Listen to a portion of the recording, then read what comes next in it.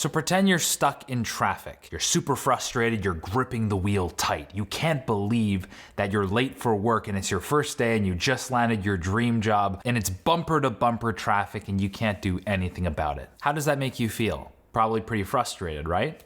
Why though? Okay, new scenario. Imagine you're walking down the street, you're having a great time, you say hi to the lovely couple and they say hi right back at you. There's a Catholic priest walking a little chihuahua and you say, "Good evening, Father." And he says, "Good evening, my son." And that felt really good. You're like, all right, there's a cool cast of characters here. And then you wave at the third and final guy and he's like, "F you, man, stay away from me." Unless he was a king of dry humor, that would probably hurt a little bit. But why would that bother you? Now these might sound like stupid questions. Why would it bother me? Obviously it would bother me. Like being stuck in traffic 10 minutes late to work when I just landed my dream job, it's my first day, and there's a situation completely out of my control. It's just so indicative of my life. Nothing ever goes my way. Or obviously I'd be mad if someone said, "F you," that's insulting. I'm just trying to lighten the mood and this person spits right back in my face. But there's a problem. Being angry and rattled over situations completely out of your control often leaks into the rest of the day, right? Like you get frustrated over a situation, it doesn't just last the duration of that situation. You harbor that negativity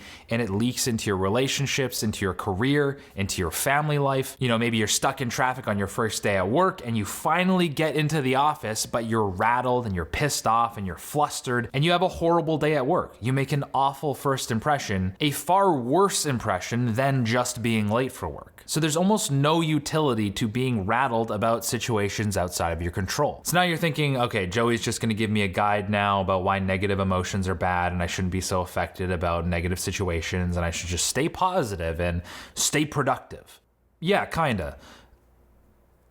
But it's deeper than that. I'm about to introduce you to a concept that has served me extremely well throughout my life, and it's a concept that I adopted from Stoicism. And if you adopt this mindset fully, you will not only be more resilient to the chaos of life, but the chaos will actually make you stronger, to the point where you might actually prefer a little bit of chaos so that you can get stronger. All right, here's the secret. It's so simple, it's almost insulting. The mindset is radical acceptance. Now let's backtrack a bit. Let's go back to why you might have been frustrated about that guy saying "fuck you" or being stuck in traffic. I think it's because there is a fundamental thing going on here. You have a fundamental rejection of reality as it is. You lived your life with a sort of expectation of how reality actually is or should be, and you've been living in this reality and something came along and shit all over it. And that thing that shit all over it is actual reality. And that's sort of the key. Life is shitty. It produces shit. But the key is to be fully aware of the spectrum of shit that life can produce. All the way from just a little bit poopy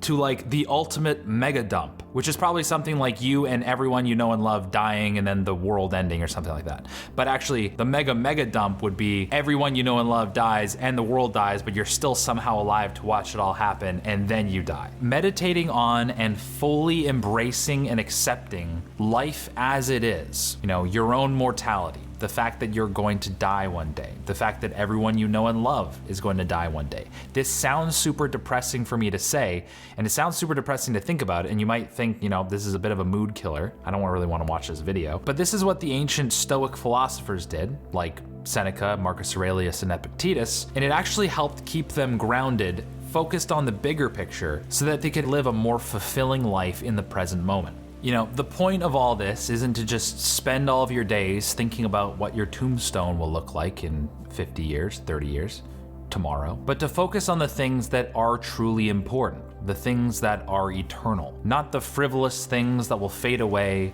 the fact that you dented your car, the fact that you said something embarrassing to your crush, but to think about your soul. To think about the virtues you are fostering, the legacy that you are leaving, and the effect that you have on the people around you and the world that you're a part of. Certain things in life seem tragic, but also inevitable. We cannot avoid tragedy. We cannot avoid hardship. It is woven into the fabric of our reality. And anytime we are completely floored by it, it's often because we haven't considered it. We didn't consider that it was even a possibility, so when it happens, we don't know what to do with that information. But if we live our life in acceptance of life as it is, the things that we can't control and the things that we can, then it'll stop feeling like we're constantly drowning in the waves of life splashing on the shore, we'll become a surfer. If we can reflect on and fully accept the highs and lows of life and just how high and just how low those can get, then we'll stop being so surprised when bad things happen.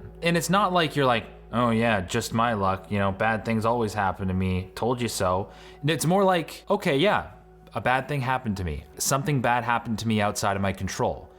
What is in my control? What can I gain from this and what can I do about it? That's what an attitude of acceptance gives you. And this attitude isn't just hypothetically useful, it's also very practically useful. When I started adopting this mindset in my life, as I started to get into more stoicism, I would get less rattled when my editing program would randomly crash in the middle of an edit, rather than Adobe Premiere crashing for the 800th time in 2 days and me going, oh, what the fuck, are you kidding me? I just lost everything.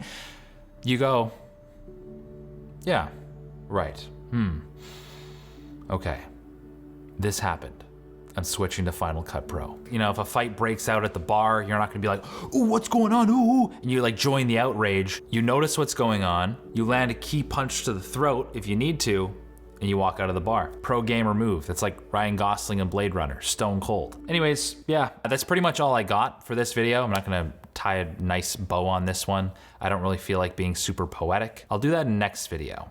I'll save the production value for next video. So I hope this was helpful for you. And let me tell you about a hobby I recently picked up involving stoicism. Take it away, future Joey. One of my favorite things to do as of late is to go on a very long, moody nighttime drive, preferably in the rain, and dive into some of the most thought-provoking ancient wisdom ever recorded. Right now I'm diving into Letters from a Stoic by Seneca, and obviously I'm not reading a book while I'm driving, I'm listening to the audiobook, and unless you've been living under a rock, then you'll know that the best and most convenient way to listen to audiobooks is by using Audible, which is today's video sponsor. For those of you who don't know, Audible is the leading provider of spoken word entertainment all in one place. It has by far the largest selection of audiobooks on the entire internet. If the book exists, there's a very high chance there's an audiobook version that you can find on Audible. And with an Audible membership, every single month they send you 1 credit, which you can spend on any audiobook of your choice, regardless of cost, and you get to keep that book forever. If you cancel your membership at any point, you still keep your entire library of audiobooks. And if you've been thinking about joining Audible and you've been kind of on the fence, waiting for a deal, now's your chance, because they just launched their holiday offer. So for the first 3 months of your membership, you get 60% off your membership, which means that for the first 3 months, it's only $5.95 a month. And if you factor in the fact that they give you 1 free book credit, that's a really good deal. You get heavily discounted audiobooks, so it's kind of a no-brainer. So if you want to take advantage of that offer, all you have to do is click my link in the description below, go to audible.com/betterideas, or to make it really easy for you, just text Better Ideas to 500-500. So scoop up that holiday offer, join Audible, listen to some really enriching audiobooks, expand your mind, make yourself smarter, and as usual, have a great time. What's up? It's the third and final version of Joey here. I forgot to film actually I didn't forget to film an outro to the video. My camera died. If you liked this video, the one that I just edited and the one you just watched, consider hitting the like button, because the like button actually does help me do better as a YouTuber. It lets YouTube and the algorithm know that this was a decent video and it might have been helpful. And then it just pumps my bald head into more people's homepages, potentially helping them out. So it helps me out, helps everyone out. It's just a win-win. If you're lurking here and you haven't subscribed yet, consider subscribing, because that also, helps the whole operation out as well. I'm really excited about next video. I kind of hinted at a higher production value. So yeah, that's the only hint I'll give. I don't know what else to say, other than stay tuned for next video. Thank you so much for watching, and we'll catch you in the next video.